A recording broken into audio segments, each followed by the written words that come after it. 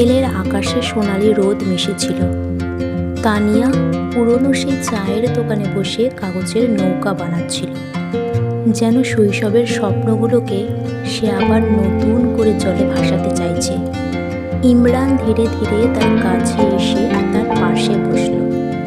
নিচু গলায় সে বলল, প্রতিটি নৌকার গায়ে তোমার নাম লিখে আমি আমার মন ভাসাতে চাই তানিয়া।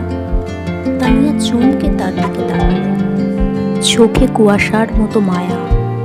ইমরান তার বুক পকেট থেকে বার করে এক টুকরো কাগজ। ভাঁজ খুলতেই চোখে পড়ল একটি সোনার আংটি। সে সেখানে হাতে নিয়ে তানিয়ার চোখের দিকে তাকিয়ে বলল, চলো আমাদের নিঃশব্দ